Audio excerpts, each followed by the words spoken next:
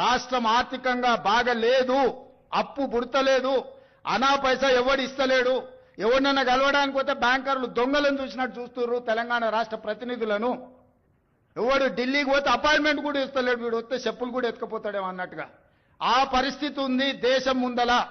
అప్పు పుడితే నేను కూడా ఏదో ఒకటి చేసి తెచ్చిచ్చేటోను, అప్పు పుట్టట్లేదు. ఎవడు బజార్లో నమ్మడం లేదు. స్వీయ నియంత్రణనే దీనికి పరిష్కారము.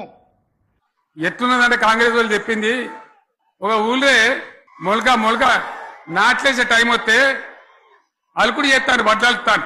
మొలకకి అలుకుడు చేస్తాం కదా, తుకాలు పోయేమా పెద్ద మొగోడని ఒకరిని పిలిచిరట. మొగోడని మొలకల్చడానికి పిలిస్తే ఎలుక పిల్లని చూసి ఎల్లంకర పడ్డాడు.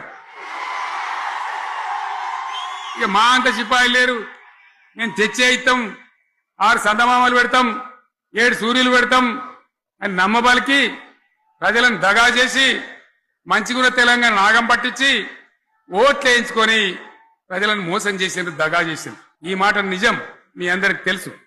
ఇవాళ ఏం మాట్లాడతారు, మమ్మల్ని ఎవరు నమ్ముతలేడు, మాకు అప్పు పుడతలేదు, యాడికెళ్ళి తెచ్చియాలి అని ఇప్పుడు మాట్లాడుతున్నాం.